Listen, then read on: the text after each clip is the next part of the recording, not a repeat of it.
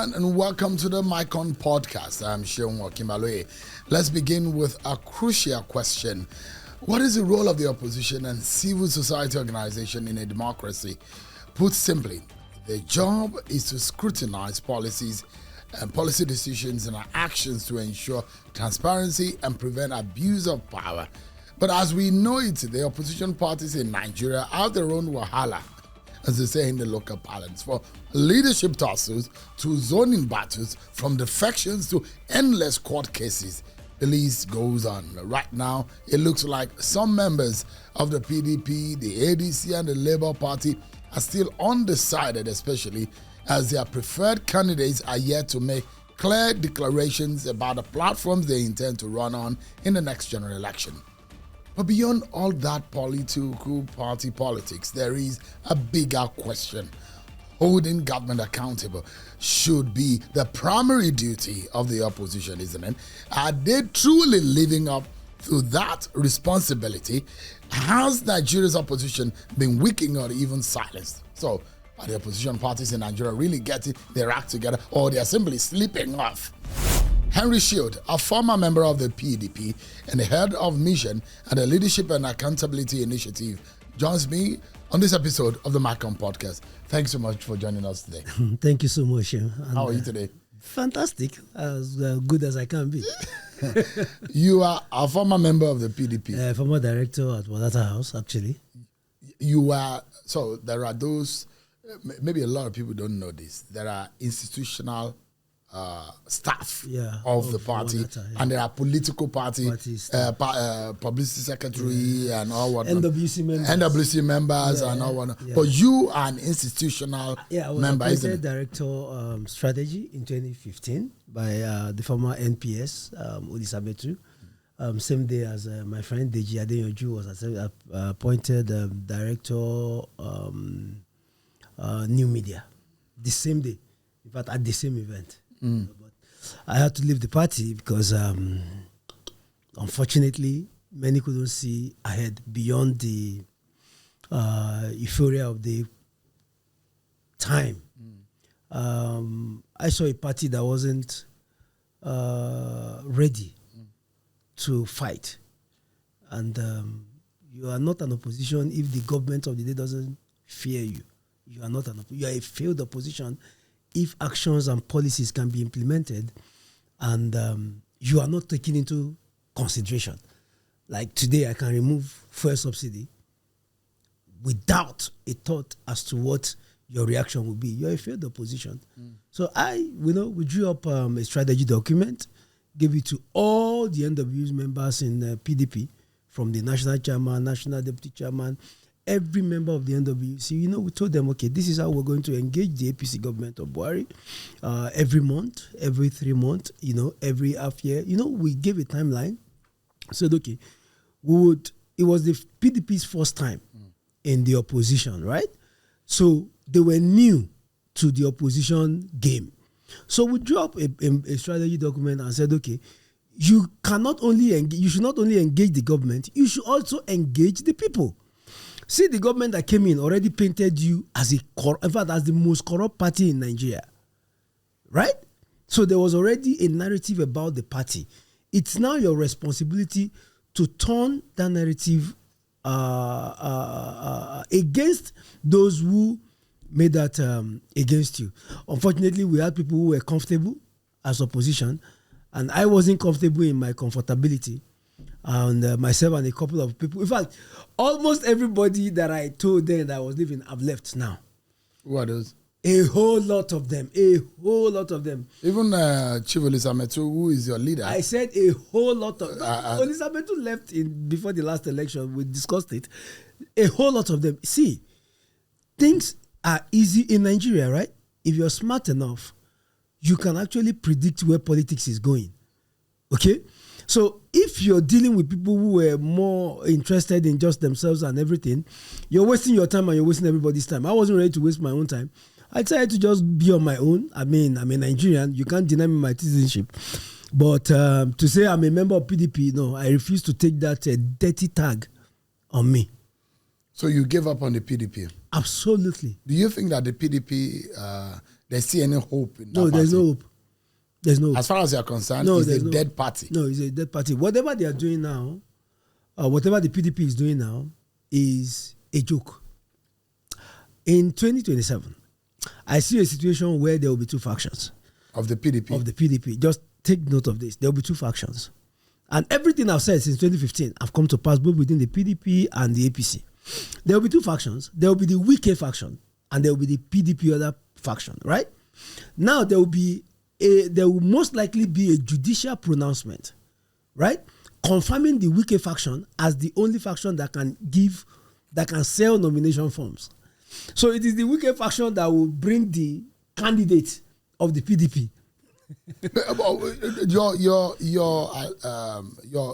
Your position now is predicated on what basis? On records in the last 2 years. You don't seem to be a fan of Wike, anyways. I've never. You've heavily criticized him on Twitter handle. I was not just a fan of Wike. When Wike stood for the truth, when he fought against a federal government that was overbearing, I traveled to Port Harcourt. Shehu, myself, my driver, my security, we drove by road because we didn't find any ticket. We drove from Abuja through Anambra to Port Harcourt in 2016 for the rerun. I was shot at in defense of Wike and the rest. He stood on the right part of history. Wike fought against government imposition, federal government imposition, manipulation of the election. I was in Port Harcourt live. Oh, you almost lost your life. I almost lost my life. I was live in Port Harcourt. I drove. All because of Wike. All to fight for democracy. All because we felt Wike was also on. You know, when he was in PDP, he was always, Buhari is an evil man, blah blah. Anyone who stands for the truth, no matter the risk, we will take that risk with you. When after the convention in 2021, right, and Alimony Sheriff was removed, that's December 3rd or something, in Port Harcourt, and Alimony Sheriff was removed, right, and he tried to come back and take over Walata House, right? I was the one that Wike actually appealed to make sure Alimony Sheriff did not gain access to Walata House. I was the one who locked Walata House. For 13 days, the key of Walata House was in my house. Against Alimony Sheriff? Against Alimony Sheriff. So I was the one who got the police to block Walata House. Me. The key to Walata House, PDP headquarters, was with me for 13 days.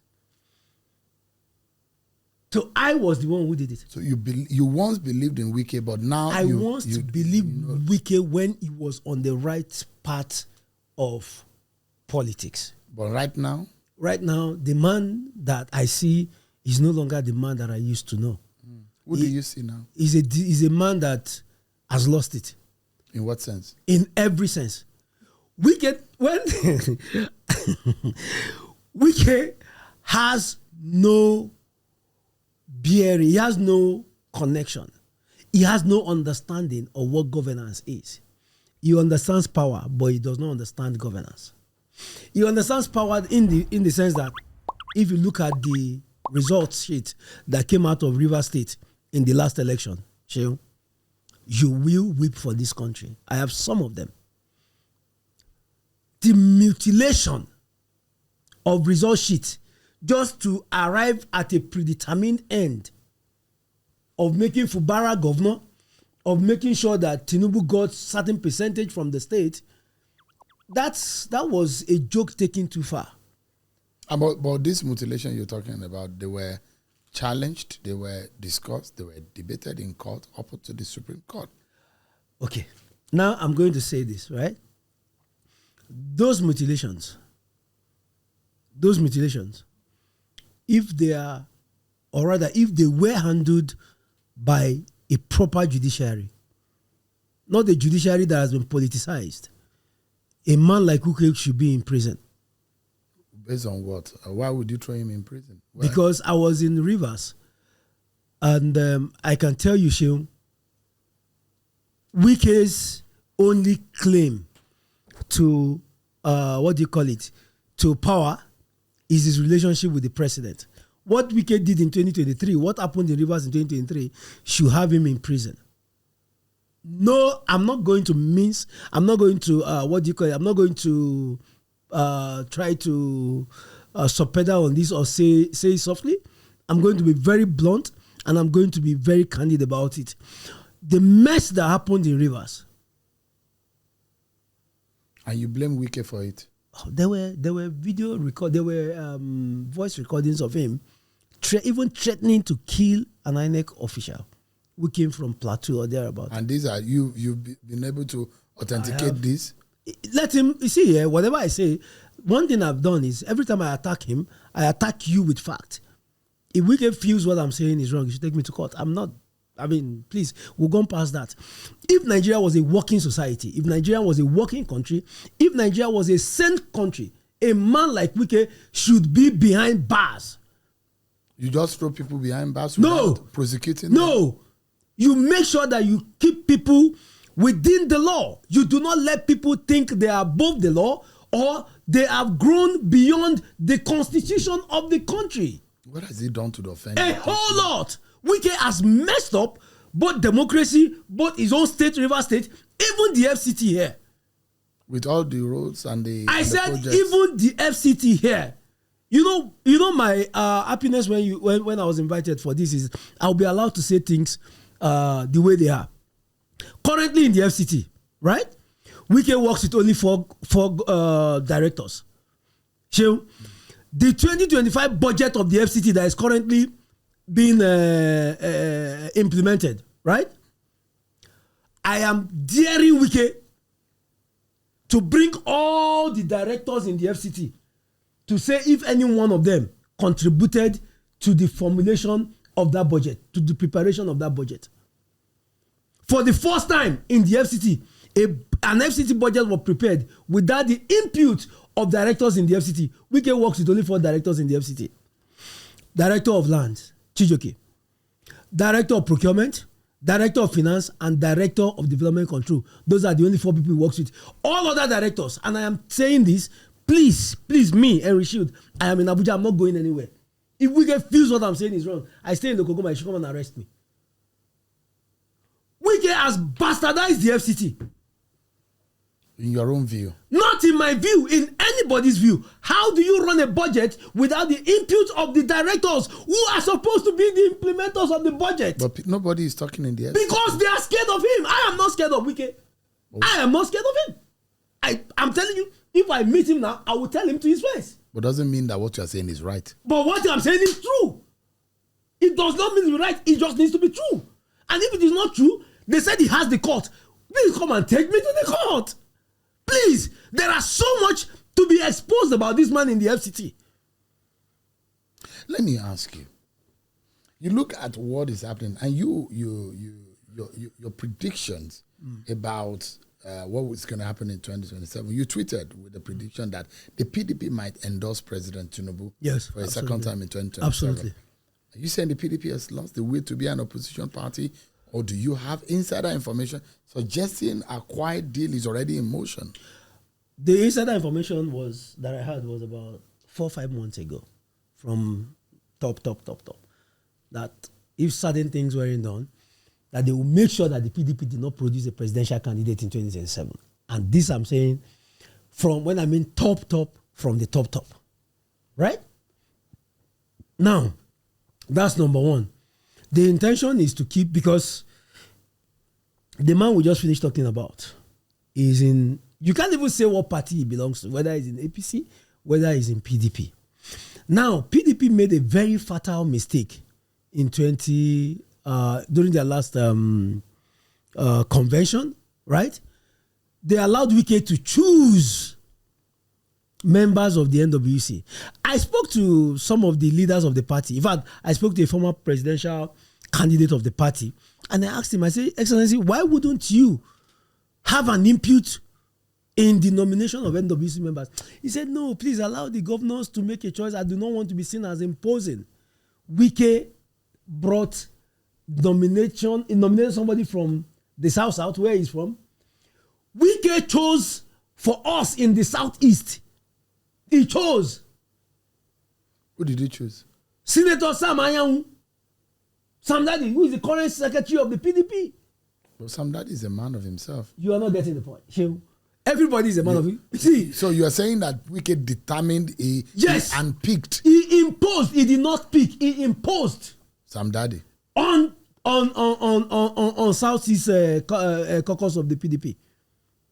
He imposed. He insisted it must be Sam Dadi. Why do you think there's an issue currently?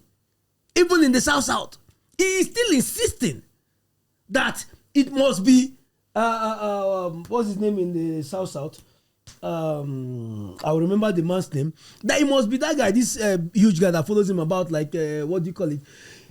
Wike, see, there's something about, okay, you just want to be okay as a politician, you want to win. There's something about madness, the total loss of sanity, that it is either my way. Since 2015, Wike has been imposing PDP chairman.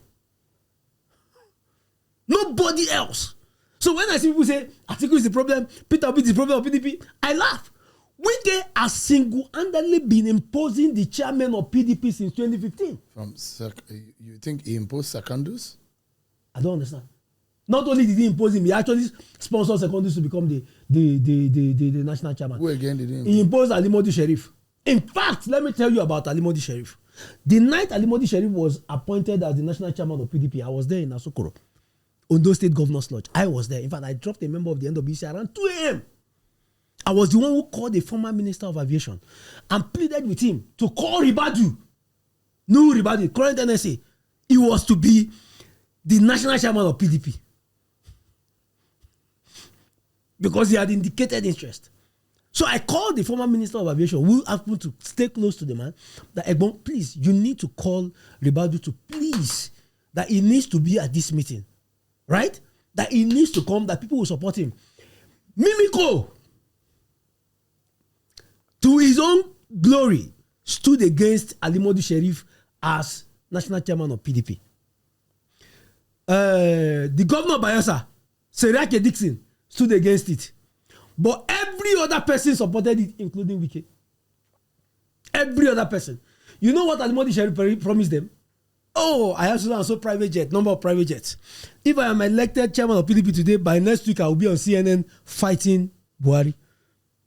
Me, I was not told. I was there at the Ondo State Governor's Lodge in Asokoro the day he was elected. And I told them, this is a mistake. You just lost an election because of perception, public perception about the party. People believe you are the most corrupt, most dirty party. You should have gotten a chairman who is number one, young, who is number two, who has no baggage coming in. This same PDP, in fact, the man I went to drop, the NWC member I went to drop in his house, I was telling myself, but you, with your position, you were the one that called Alimodi Sheriff sponsor of Boko Haram. He said, she will leave that thing. The man said he would do this, he will do that. I am telling you the things that brought out the mess that PDP is irredeemable. Me, I am telling you, there are people in Walata House that are taking their monies, they are taking their salaries every month from. If you are in PDP, yeah, maybe at the state level, local government, yeah, you can be able to do all. But at the federal, if you are in PDP at the federal, you are APC. Oh, so PDP is an APC arm. It's not. They are not even hiding it now. Really? I don't understand. But you hear what they say. What is? You hear Governor Bala Mohammed. He's the only one. Listen, Governor Bala Mohammed happens to be so. See, he's working alone. His own colleague governors. People that are supposed to be in the PDP governors forum together with him are even selling out on him. Really? Do you know, as I'm talking to you now, there's a particular fund that was given to state government about 3 months ago. Bauchi State Zone has not been given to them because it stood against Tinubu. What fund is that? I will remember, don't worry. They sent it to me, I will remember. Do you understand what I'm saying? Yeah. Bala has taken a lot of it. A whole lot of it for the PDP. And I keep asking you, anytime I see him, what are you doing in PDP? You are the only one fighting for this party. Look at what him and Wike were doing 2-3 days ago. Exchanging banters. The same thing that happened the last time when he went to Rivers to go and witness the inauguration of local government chairman by Fubara. Wike came out and said that even he will set up fire in his state. Bala seems to be the only one that is fighting for PDP. But I mean, you hear what Damaguma said. Look, that they will not allow the party. That anyone who is trying to infiltrate or destroy the party, they will not allow it. Senator Bala Mohammed, the governor of Bauchi, said is insisting. It does look like all of a sudden the party died and resurrected. No. Because we thought that the party was really going to be in a big trouble. But see what happened. They got together, affirmed Damagum as the authentic chairman. I mean, as the substantive chairman. Yeah. Again, they decided on the convention. They decided on the zoning. It looks like the PDP is even moving faster and more progressive than in terms of its activity and its future is moving fast. They've said in November 15, 16 for the convention in Oyo State, they've said to the world that this is where we are going in 2027. Isn't that progressive enough? We thought that the party had died, but it looks like it was resurrecting. Okay. See, like I said, to his credit, Governor Bala is actually he's trying a lot. He's the only hope that party has, right? And I will say this thing, right? Whatever he is doing, whatever Governor Bala is, I want to be on record, whatever Governor Bala or anybody else is doing, it takes just one singular judicial pronouncement to cancel everything. Do you know what it took for them to get Sam Dadi to append the signature to INEC for them to hold their next meeting? Sheon, please don't let me say it here. What? I will not say it. But Nigerians need to know. Do you know what it took the governors of PDP to get Sam Dadi, the National Secretary of PDP, to append the signature? A whole National Secretary of the party held the party by the jugular until certain concessions, not normal concessions, not something you say, okay, we'll sign, until very unholy concessions were made. Like what? I wouldn't say it. Unholy concessions. Who were the people who made these unholy concessions? The leaders of the party. That's what got Sam Dadi to append the signature to INEC. That's number one. Now, 2 days ago, you will see Sam Dadi following Wike about, right? Where he went to commission something. The national party, the national secretary. Let's have this in perspective. The national secretary of the opposition party. National secretary. Not like some director or something in the national secretary of the opposition party is following a minister of the ruling party who has openly said he will campaign for the re-election of the candidate of the ruling party. Do you get the point? Yeah. Sam Dadi is the national secretary of PDP. When Wike and Fubara were having issues in Rivers. But Wike is a member of the PDP and a friend of Sam Dadi. Listen, Wike is a member of the PDP. Chibola Ige was in the AD while he worked for PDP government, right? All through his time as a Minister of Justice. Did you hear Bola Ige discuss politics or say AD members should move into PDP because he was a minister of the PDP? You can serve in whatever government as a Nigerian. That is your right. Absolutely. But you cannot go to the extent. Sheon, do you know that in this FCT, area council chairmen are being bullied to move from PDP into APC by a minister you claim is a member of PDP. How is he a member of PDP? If he's a member of PDP, then Abacha is also a member of PDP. Abacha is late, of course. Oh, really? Oh, good. So it means that his matter is concluded. This one is also concluded. This man is no longer a member of PDP because he's never coming back to that party. You cannot be a member of a PDP and be openly saying nobody will challenge your boss who is a member of APC. Help me to understand what is the sanity in this. Like, okay, I'm a member of PDP, but I will make sure that nobody defeats Tinubu in 2027. How am I a member of PDP? If your prediction about PDP comes true, although it doesn't look like it will. It will. Don't worry. Because there are those who are in the PDP, because there are talks of Jonathan contesting, there are talks of Peter Obi contesting, is going to contest. There are talks of Seyi Makinde Ifai is a leading candidate, a leading aspirant in the PDP. Let me tell you about Seyi Makinde, right? You know that Seyi Makinde now, him and Wike are claiming that they are fighting. A whole lot is going on. See, this podcast, I want to just express my mind. I don't care about the consequences afterwards. I really don't care. I don't care. You understand what I'm saying? See Jonathan's matter, right? If Jonathan comes out today to run, and Atiku runs, and Peter Obi runs, I, Henry Shield, with all my team, on election day, I'm going to play 5-a-side football. I'm not going to go to and waste my time at any polling. Why? Because it's a waste of time. Why? So you don't think Jonathan, Peter Obi, Tinubu should be on the same ballot? No, I don't think it's sensible. In the last election, there was a reason why I didn't queue behind either Atiku or Peter Obi. You know why? Mm-hmm. Because in 2019, I carried their campaign on my head. On my head.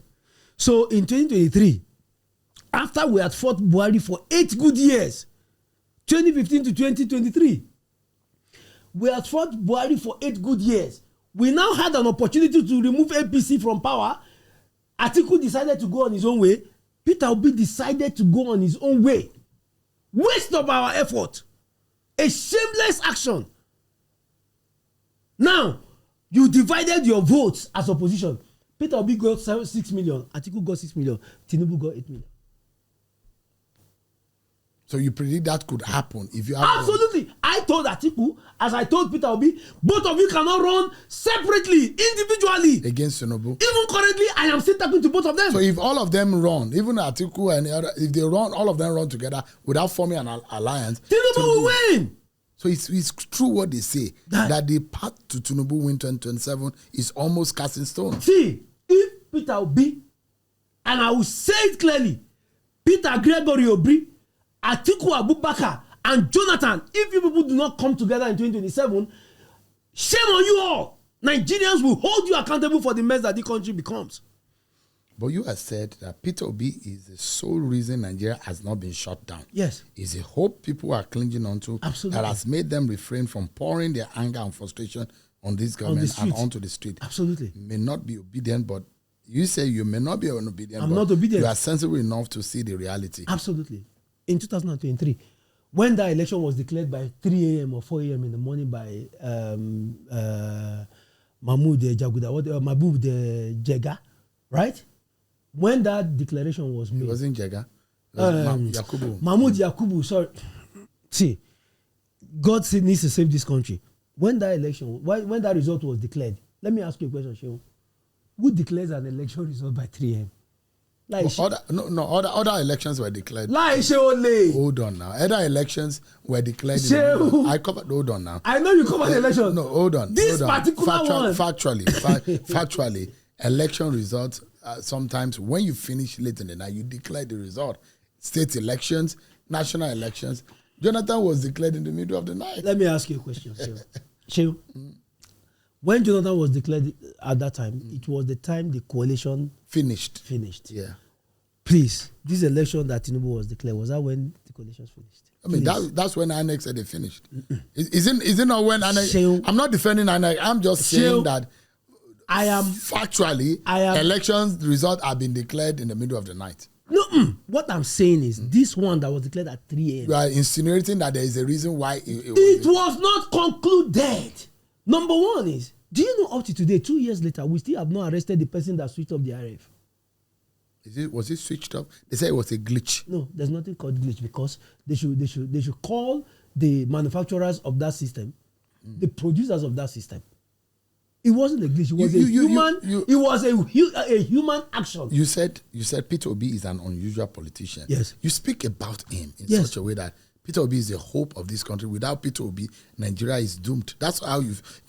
Let me tell you my opinion of Peter Is it Obi. because you are also from the southeast? That's why you speak about him like that. No. I've never taken Peter Obi. Is not my boss. Like, do you understand? But maybe because he's your man from Igbo land. No. Funny enough, I just came back from Anambra today, right, for a meeting. There is nothing between me and Peter Obi that I can't say in public. Nothing. He has never. Peter Obi, yes, if we speak, is support that he wants. You understand? The last discussion I had Peter Obi before the last election, I told him, I said, I'm not obedient, and I'm going to tell you, he made a mistake in going to Plateau, right, during the flooding, okay, where he wore his party T-shirt to the flooded area. I called him and I told him, Sheung, I told him what nobody will want to tell him. You know, we genuflect a lot before politicians. I called Peter and I told Peter it was wrong. Do you understand? I'm not feeding from you. I'm not feeding from Atiku. I'm not feeding from anybody.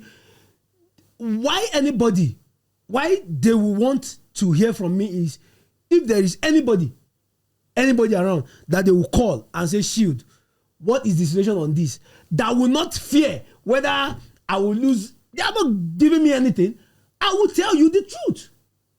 Ask Atiku. You have his contact. Ask Atiku my last discussion with him.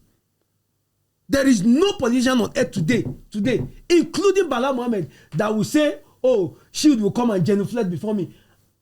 I'm not indebted to any of you. See, Peter Obi, Sheung, the truth of the matter is, Nigerian politics today is a business. Is a business.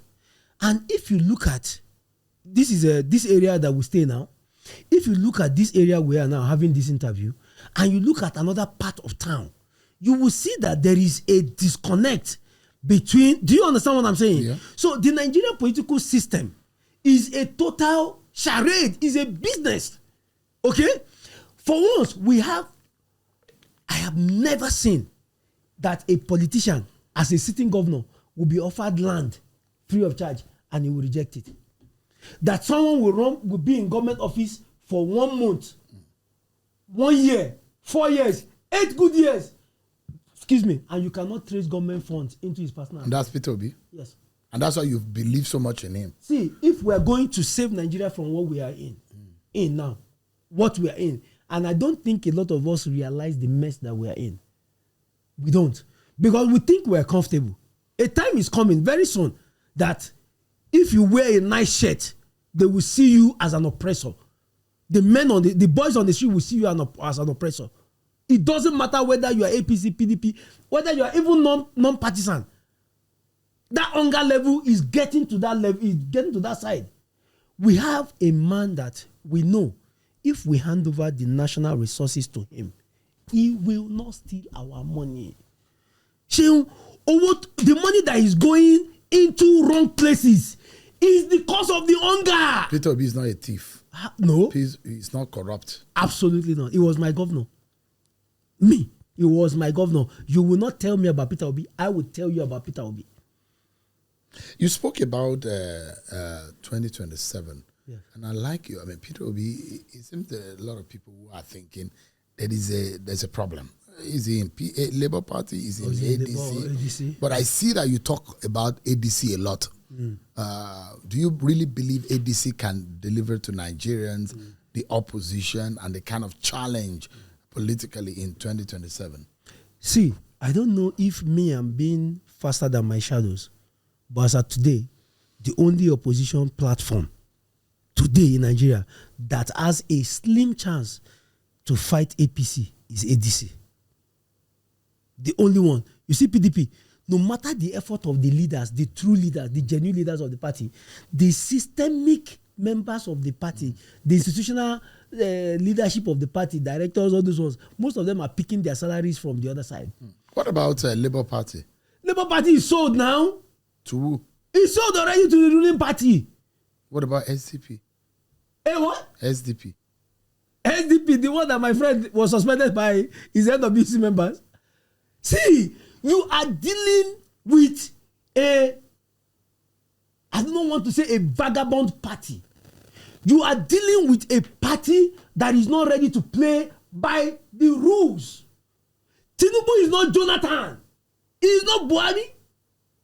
Those men had some little sense of decorum and decency in them. This one is brutal. It will not allow any. Look at when they wanted to register the new political parties by INEC. And they said there was something called ADA, right? When INEC published names of those that wanted to register, there was another name. They've already gone to register another ADA. This government is brutal. That is why when I look at Peter, when I look at El-Rufai, when I look at Atiku, I ask them a question. Why are you people scared of confronting this government? What are you scared of? Prison? To hell with prison.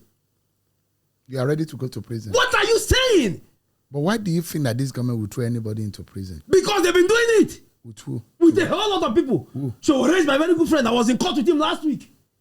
My own friend. Showore is my friend. I am proud to say it anywhere. Who else? Has he been thrown into prison? The case of what happened in Kaduna, and I see what you said here. You said the invitation of Malam El-Rufai and other opposition leaders. I don't even want to go to. This one is just some few hours ago. I wanted to bring out some list to you. This government does not brood any opposition. They are brutal because they know what they also did when they were in opposition. A man like El-Rufai had a meeting in Kaduna. Thugs went and disrupted the place. So do you know what that means? That means that we as citizens, we can no longer organize to plan to install government. But we are in charge as government. We will not allow you to do anything legitimate to remove us. Malami's vehicles convoy was attacked a few days ago. Jonathan as president had his campaign team stoned in Jos, in Bauchi. And you blame Tinubu for it. Everything that is happening around the country by other people, you blame Tinubu for it. Has Tinubu spoken about the attack against Malami, a former Minister of Justice? Please be sincere. Has he spoken against the attack on El-Rufai? Do you know what they've done? They've sent police to invite El-Rufai. And this is the time that I am calling the opposition leader that you should step out. Some of us have gone into retirement from protest. For 8 years of Buhari, I protested. I was shot at the Unity Fountain. I am not afraid of any of them. And I am saying that the opposition leaders need to come out and confront Tinubu. It is time. Let me ask you. A man will wake up on the day of inauguration. You remove fuel subsidy and throw the country into turmoil. That's number one. Number two, you remove electricity subsidy. Number three, you either shut the border or you close this one. You are making life miserable for Nigerians. But, and opposition leaders are keeping quiet. Bro, I am challenging them. Everybody, come out. Let us go and confront the villa. But this is the government that says that the party you belong to, that you were part of, were the ones who destroyed this country. And he is saying that all the policies and the rental economy that we have experienced, they are tough policies and he wants to make things right. He's saying that in the history of this country, we've hit a revenue that we have never hit in history, and things are getting better. The economy is stabilized. That's what the president said. A wise and sensible president does not say, I have beat the target. He says, I have made my people better. That's what the wise president says. You have beat target. Are you a banker? Are you? Why are you people not interrogating that statement? Let me finish. As an individual, don't you give yourself a KPI? If you give a KPI, at whose risk? Do I give a KPI that affect my children? But it was you are giving a KPI. You are hitting a target. The man you support, where customs. The man you support says that we need to move from Peter Obi. You say we need to move from consumption to production. Yes. And the man is saying that for the first time we are moving, our non-oil revenue has grown higher than ever in history. So that's, hold on. Isn't that a good news? Hold on. Let's not be vague. Let's not be vague about this, right? Tinubu said he has hit the target. Number one, nobody set the target for him. He said it for himself. Now, the target you have hit, at whose expense? My brother, at whose expense are you hitting that target? That children can no longer feed on balanced diet. That Nigerians can no longer say, see, I'm an employer of labor. I have a whole lot of staff under me. My last recruitment was around November last year. Do you know what I did? I told my personnel manager, everybody that we're employing now, we employed like 6 more. I said, please make sure that they stay around this facility. You know why? Someone was recommended to me from Lugbe to that place. His transportation alone in a month was about 100,000. So I will need to build that 100,000 into his salary. Do you understand? Which will shoot it up and shoot up my own monthly, what do you call it? So we needed to cut that off. This is not the first time we're having a president in Aso Rock. but this is the first time that Nigerians are asking them questions. What is Nigeria giving me? Nothing. This man has squeezed life out of everybody and everything. And if you are saying you are eating KPI, number one is nobody is putting you under pressure. You are making life tougher for Nigerians. You remove subsidy from 230 million Nigerians to share that subsidy with 36 people because of politics.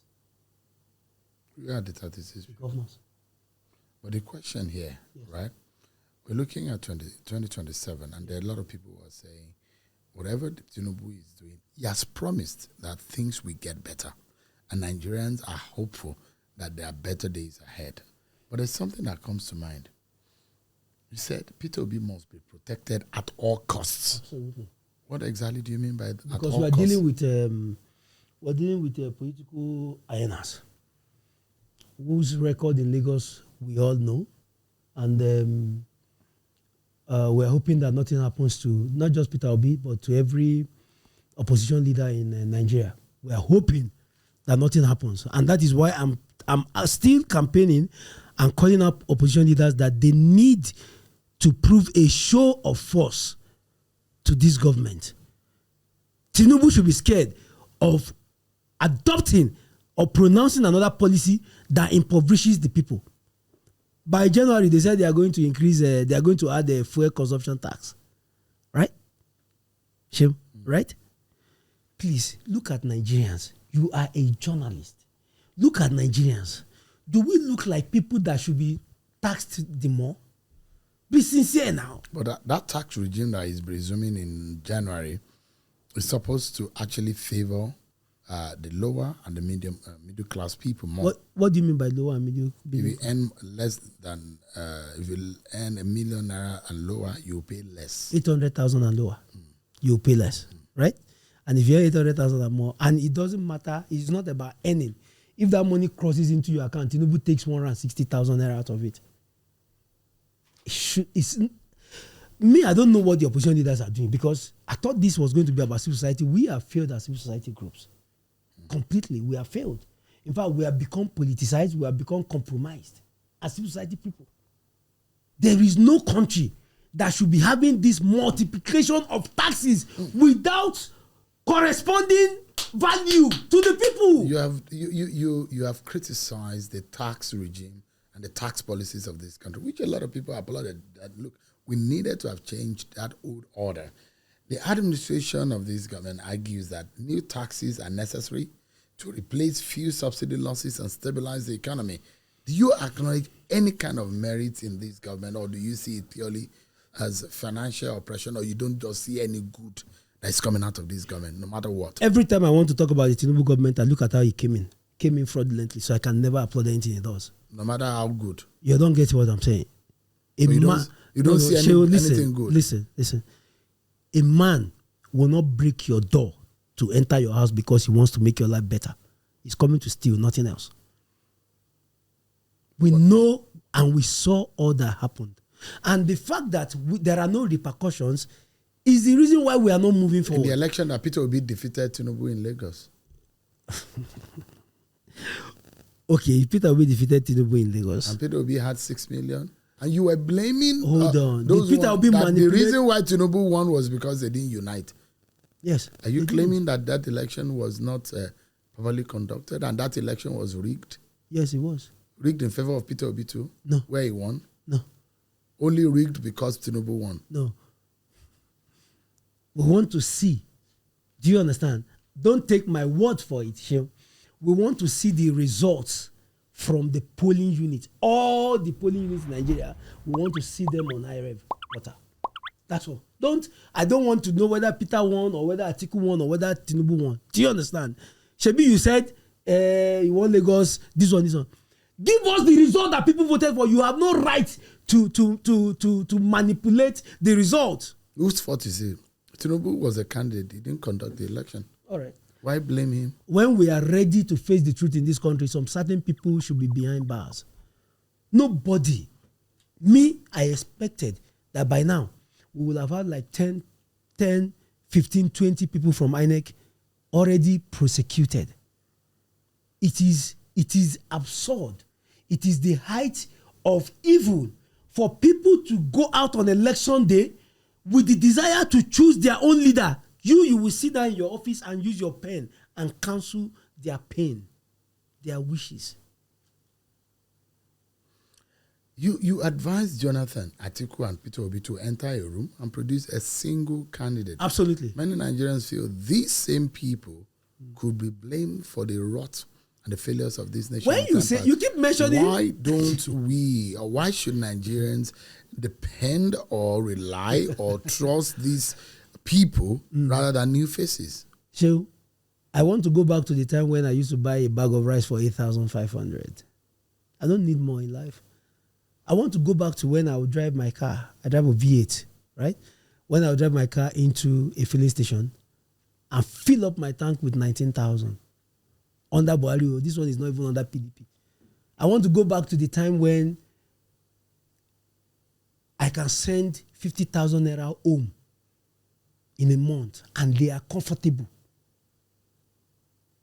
I want to go back to the time when I can buy iPhone for 150,000. These things are not dreams, though. They did not happen 100 years ago.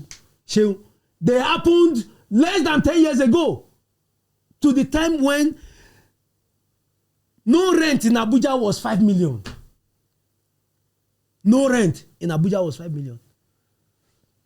So if you say those people destroy the country, please give me back those years. You don't think we need new faces, Which new faces? ideas, Tinubu's new face? order? Tinubu's face? Tinubu is not it's not a new Tinubu's face? There are people looking for new faces, new ideas, new order. Where are they? Trusted. Where are they? So we don't have them. No, where are they? We have them, but where are they? Politics is not emotions, right? It's not your mood. Politics will not come and knock at your door to bring you. You need to step out. Those who have stepped out are those we are aligning with.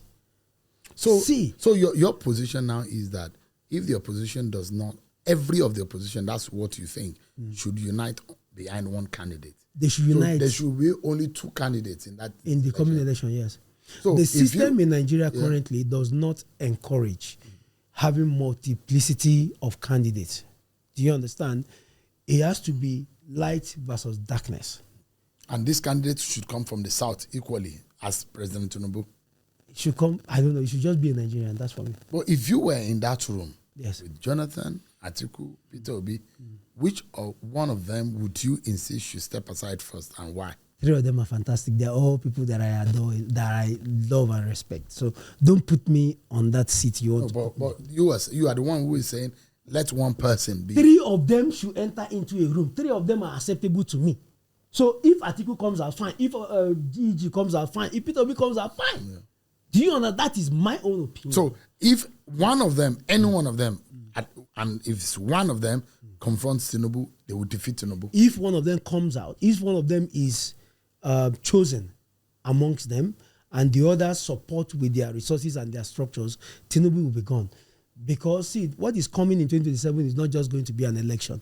It's going to be a war. Do you understand what I'm saying? War of what? It's going to be a war of everything. Every single thing. If they say people should come out on election day and thumbprint and go home and we will count and announce results as should be done, fine. But if they say we will switch off IRA by 3 a.m., we will do this, then this opposition should give them back at the same level. Nobody should come and cry after the election. But you see, this. So let me repeat myself, please. Nobody in opposition should come back and cry after 2027. Every madness must end on election day. If they say, let us vote peacefully and responsibly, fine. But if they say, we will continue in the madness of 2023, let us end it on that day. Push the responsibility for peace back to the government. We are too scared as a people. That is why a government that is in its first term will be tormenting Nigerians like this. We are too scared. Who are we scared of? What is the worst that they can do? El-Rufai is going to police station. He has been invited. Everybody mobilized to the place.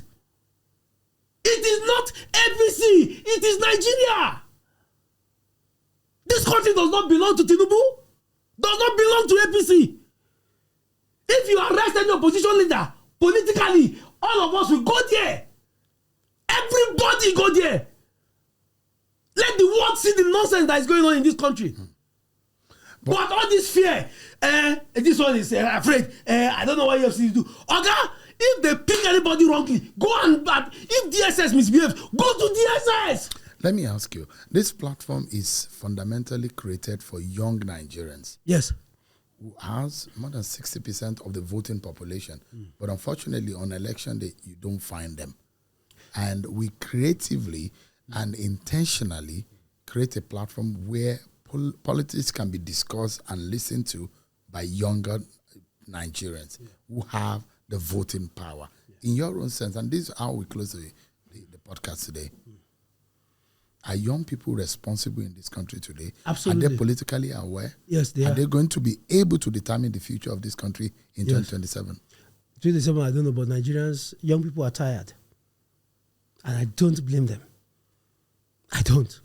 Last election, I know how many people, how many of my own friends flew into this country to come and vote. I'm not saying, I mean, at least one person will spend 10, 15, 20 million in coming just to come and vote that, finally, INEC promised us electronic transmission of votes from a polling unit to the IREV. People showed up in the last election. What did these old people do? The same manipulation. So please, it is okay and it is very easy. It's the easiest way out to blame young people for not believing in the system. The system has killed their hope. So I don't blame any young person who refuses to come out to vote.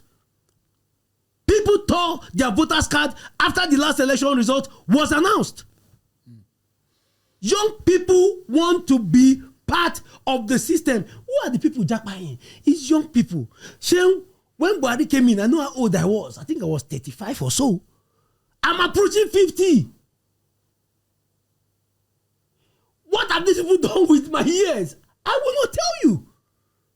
So if I'm speaking out of anger, it's because I have children in the university. I don't want them to also come and pass through a situation where you know that your vote is nonsense. All right. When you take away the power of the vote from the citizen, you turn them into animals. And we should. Thank you very much. Thank you for coming on the podcast today. It's a pleasure. I appreciate it. But that's our podcast today, everyone. Many thanks for being part of it. Don't forget, you can subscribe, you can follow, and share. That way, the agenda is that every one of us form a community where we are our brother's keeper. How do we become a brother's keeper in a democracy? Is by looking out for each other in the information that we needed to get our country back on its feet. Thanks so much indeed, everyone. Subscribe, share, and of course, follow us. I'm Sean Wakimale. I'll see you next time. Bye for now. Thank you for joining us on this edition of Mike On Podcast with Seun Okimbaloi. Mike On Podcast for the independent mind.